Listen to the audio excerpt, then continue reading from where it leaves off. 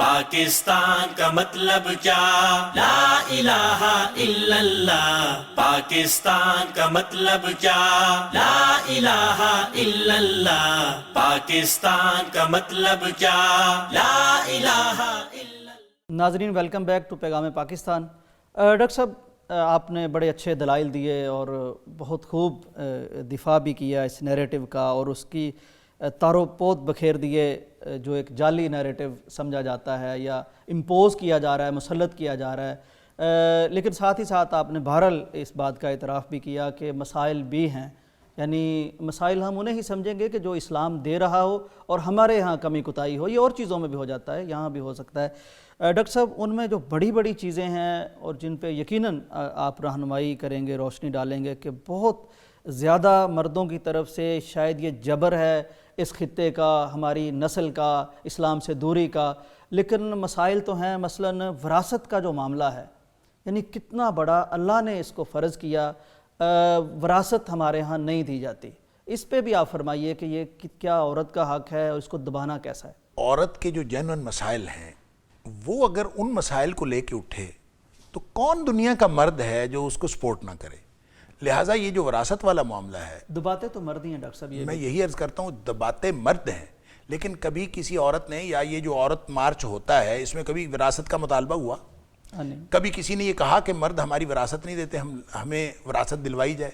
اب ظاہر ہے کہ یہ دیکھیں، میں نے پہلے بھی عرض کیا تھا، مختلف علاقے ہیں، مختلف خاندان ہیں، کہیں نسلی طور پر روایات ہیں، کہیں علاقائی طور پر روایات ہیں، اور ان روایات میں بہت ساری ظالمانہ روایات بھی ہیں. اس میں ایک بات یہ ہے، عورتوں کا حق یہ دبانا، مختلف حقوق دباتے ہیں، اس میں وراثت بھی دبا لیتے ہیں. لہٰذا جہاں وراثت دبائی جا رہی ہے وہاں وراثت دلوانے کے لیے بات ہونی چاہیے.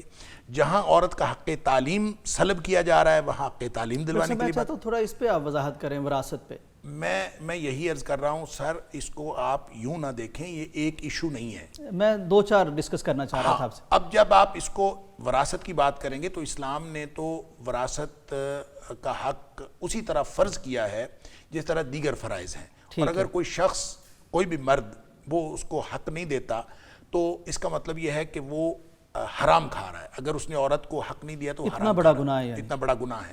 اور وراثت دبانا، دیکھیں قرآن نے اس کو فریضہ کہا ہے، یہ فرض ہے. تو جس طرح سے باقی فرائض ہیں اسی طرح اس کے فرائض. نماز، روزہ، دیگر نماز کا طریقہ نہیں بتایا، جو وراثت ہے اس کی ڈیٹیل بتائیے. اللہ اکبر. قرآن مجید میں اور ڈیٹیل بتائیے، اور ساتھ یہ بھی بتایا ہے کہ کس کو کتنا حصہ ملنا چاہیے. یہ تم نہیں جانتے، اللہ کو معلوم ہے کہ کس کو کتنا حصہ ملنا چاہیے. لہذا حصے مقرر کر کے یہ جو سورہ نساء کی جو پہلی 10-12 آیات ہیں اس کے اندر، یعنی پورا جو آیت نمبر 1 سے لے کر آیت نمبر 43 تک، یہ پورا حسن معاشرت کے حوالے سے 2 طبقے اصل میں اس معاشرے میں. آپ نے جہاں سے گفتگو شروع کی تھی کہ آپ نے کہا کہ نبی اکرم صلی اللہ علیہ وسلم نے جاتے ہوئے عورتوں کا ذکر کیا تو اس کا مطلب ہے عورتیں محکوم تو تھیں، عورتیں مظلوم تو تھیں. بات یہ ہے کہ اس معاشرے میں تھیں، اس معاشرے میں عورت کو حقوق نہیں تھے، اسلام نے دلوائے. غلام اور عورت، اور غلاموں میں بھی آپ دیکھ لیں کہ جو خاص طور پر یتیم بچے ہوتے تھے تو یتیموں کو اور عورتوں کو حقوق دلوانے کے لیے جو سورہ نساء کا ابتدائی حصہ ہے یہ معاشرے کے ان 2 طبقات کے بارے میں. اور جو رہ گیا غلام، تو نبی کریم صلی اللہ علیہ وسلم اس دنیا سے جاتے ہوئے یا غلام کا تذکرہ کر رہے ہیں اور یا آپ عورت کا تذکرہ، معاشرے کے کمزور طبقات کا، کہ ان کی کمزوری کو لوگ جو ہیں ایکسپلائٹ نہ کریں.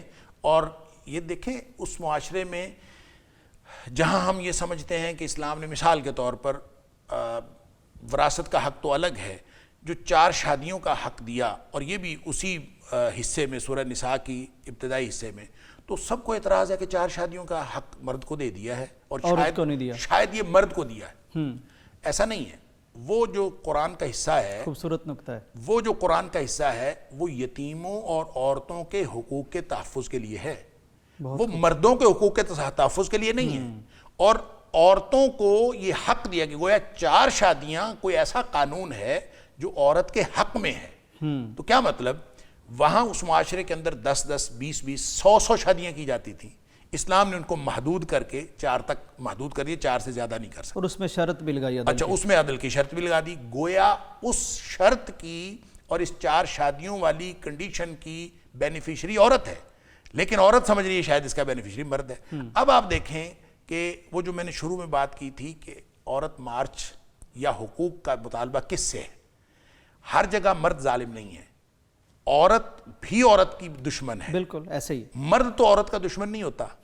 آپ دیکھیں مرد کسی کی بیٹی ہو، مرد کبھی کوئی اپنی بیٹی کا دشمن ہو سکتا ہے، نہیں ہو سکتا، کوئی کسی کی بہن ہو وہ اپنی بہن کا دشمن ہو سکتا ہے، اپنی ماں کا دشمن ہو سکتا ہے، اپنی بیوی کا دشمن ہو سکتا ہے۔ ہاں کبھی اختلافات ہو سکتے ہیں، ویسے جن کی بہت سارے، فطرت خراب ہو دیکھیں گئی، ایکسیپشنز آر آلویز دیئر، بالکل بالکل، استثناء ہر جگہ پہ موجود ہوتے ہیں۔ بہت سارے مرد ظالم ہوتے ہیں، اپنی بچیوں پر بھی ظلم کرتے ہیں، بہت سارے مرد جو ہیں اپنی بیویوں پہ ظلم کرتے ہیں، ماؤں کو قتل کر دیتے ہیں، تو پھر وہ صرف ماؤں کو نہیں کرتے، باپ کی تو بھی کر دیتے ہیں نا۔ ظالم تو ظالم ہوتا ہے، اس نے صرف، اچھا اس کا مطلب یہ ہے کہ اگر آپ معاشرے کا اور اس کی جو آبادکاری کا اور ہماری جو سوشل ڈائمنشنز ہیں اور ہماری اس معاشرے کی سوشل ڈائنامکس ہیں، اگر آپ اس کا ایک بنظر غیر مطالعہ کریں تو آپ کو سمجھ آئے گی کہ معاشرتی حقوق میں عورت کی دشمن عورت ہمیشہ رہی ہے، مرد نہیں رہا۔ لہٰذا آپ اس کو دیکھ لیجئے، کیلکولیٹ کر لیجئے، جب یہ معاشرے میں نکلتی ہیں مارچ کرتے ہوئے تو کس سے حقوق لیتے ہیں؟ کبھی عورت کے خلاف بھی بات کریں کہ عورت ہی عورت کا حق جو ہے غصب کر کے بیٹھی ہوئی ہے۔ شریعت نے تو ان کی اچھی اکاموڈیٹ کرنے کے لیے، اچھی سیٹلمنٹ کے لیے انتظام کر دیا۔ اب ہم نے شریعت سے تو دوری اختیار کر لی، دین سے دوری اختیار کر لی، دین تو ہماری ترجیح رہا نہیں۔ اب ہم نے کیا کرنا ہے؟ اب ہر شخص نے، چاہے وہ بظاہر دیندار ہے، چاہے وہ بظاہر جیسا بھی ہے، اس نے ایک اپنے پیرامیٹرز بنائے ہوئے ہیں، ان پیرامیٹرز کے تحت وہ اپنے حقوق کا تحفظ بھی کرتا ہے، اس کو ڈیفائن بھی کرتا ہے۔ اب دیکھیں، میں ایک مسئلہ میں عرض کرتا ہوں، اس معاشرے کے اندر کتنی بیوائیں ہیں۔ آپ نے وراثت کی بات کی، وراثت کا مسئلہ ہے، کتنی بچیاں ہیں ان کو وراثت نہیں ملتی، تو وراثت نہیں ملتی تو اس کے لیے معاشرے کو کیا کردار ادا کرنا چاہیے؟ قانون موجود ہے اور قانون کا دروازہ کھٹکھٹایا جا سکتا ہے۔ وہ عورتیں کیوں نہیں قانون کا دروازہ کھٹکھٹاتی؟ ہم نے اس کو جینون ایشو ہی نہیں سمجھا۔ کتنی بیوائیں ہیں، کتنی طلاق یافتہ عورتیں ہیں کہ ان کا کوئی پرسان حال نہیں ہے۔ آپ تو فیملی سسٹم بگاڑنے کے لیے نکلی ہوئی ہیں۔ آپ کا خیال یہ ہے کہ مرد کی محکومی سے نکالنے کا طریقہ یہ ہے اس کو طلاق دلوا دیں۔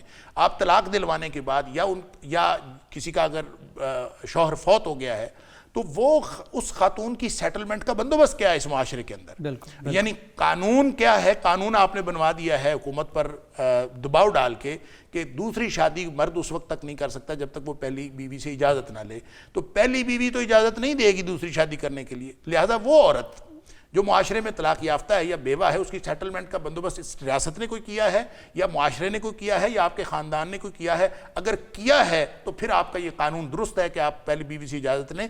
گویا آپ نے صرف سلیکٹڈ قانون بنایا ہے، چند خواتین ہیں جن کو آپ نے تحفظ دینے کے لیے باقی ساری خواتین کے حقوق کا گلا گھونٹ دیا ہے۔ لہٰذا ایسے معاشرے میں کبھی ایسا مارچ بھی ہو کہ طلاق یافتہ عورتوں کے حقوق کے لیے مارچ ہو، کبھی بیوہ عورتوں کے لیے حقوق کے لیے مارچ ہو، کبھی سسر اور بہو کی بھی لڑائی سنی۔ ہمیشہ لڑائی جو ہوتی ہے ساس اور بہو کی ہوتی ہے، اور ساس بھی عورت ہے، بہو بھی عورت ہے۔ مرد تو بیچارہ پسرا ہوتا ہے، وہ شوہر ہو تو پسرا ہوتا ہے ساس بہو کی لڑائی میں، وہ سسر ہو تو پسرا ہوتا ہے، وہ بیچارہ پیار کرتا ہے، محبت کرتا ہے، ادھر بھی اس کا دل جڑا ہوا ہے، ادھر بھی اس کا دل جڑا ہوا ہے، وہ کسی کو بھی ضائع نہیں کرنا چاہتا، لیکن اس لڑائی کے اندر اس کی پرسنالٹی وہ تقسیم ہو کے رہ جاتی ہے۔ اب دیکھیں تو صحیح، معاشرے کے اندر جینون حقوق ہیں کیا؟ اصل میں ان سب کا حل یہ ہے کہ ہم دین کو ترجیح بنائیں، دین سیکھیں اور دین پر عمل کریں۔ جب ہم دین پر عمل کریں گے تو سب کے حقوق بھی سیکیور ہو جائیں گے، اور اللہ تعالیٰ وہ سکون اور وہ امن اور وہ بیلنس اور معاشرے کا وہ عدل اور وہ اعتدال عطا فرما دے گا جو سب کو اپنے پہ حقوق بھی دیتا ہے اور وہ عدل کی بنیاد پر دیتا ہے۔ ماشاءاللہ۔ ناظرین، بہت خوبصورت نقطہ، اور اس کو ڈاکٹر صاحب نے جس طرح بیان کیا ہے واقعتاً سمجھ آتی ہے، آپ کو بھی آئی ہوگی کہ دیکھیں جنگیں ہوتی ہیں، جنگ عظیم اول ہوئی، دوئم ہوئی، ایٹم بنا کے بیٹھے، میزائل ہیں، جنگوں میں مرد مرتے ہیں، عورتیں تو گھروں میں بیٹھی ہیں۔ آج کل ویسے بھی تعداد عورتوں کی 51 بتائی جا رہی ہے آفیشلی، اس سے ویسے زیادہ بھی ہے۔ تو اب کون دشمن ہے کہ دوسری شادی نہیں کرنی، 4 شادیاں نہیں کرنی؟ عورتوں کی تعداد زیادہ ہے، مردوں کی کم ہے، مرد زیادہ حادثات میں، جنگوں میں کام آتے ہیں، عورتیں اور بڑھتی جاتی ہیں، تو کون دشمن ہے؟ عورتوں کا، یہ جو شادیوں کے قوانین ہیں، تو اسلام کو تو سلام کرنا چاہیے کہ اس نے پیش آمدہ حالات کو مد نظر رکھتے ہوئے ایک ایسا حلال، پاکیزہ، طیب اور امن و امان والا ایک سلسلہ ہمیں دے دیا کہ جس میں عورت پس نہیں سکتی، اور باقی ساری باتیں جو ڈاکٹر صاحب نے بیان فرمائی۔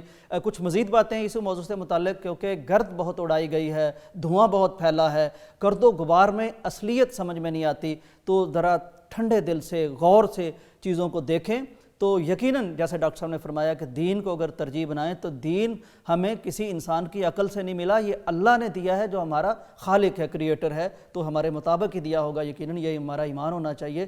بریک کا وقت ہے، واپس آتے ہیں۔ پاکستان کا مطلب کیا؟ لا الہ الا اللہ۔ پاکستان کا مطلب کیا؟ لا الہ الا اللہ۔ پاکستان کا مطلب کیا؟ لا الہ الا اللہ۔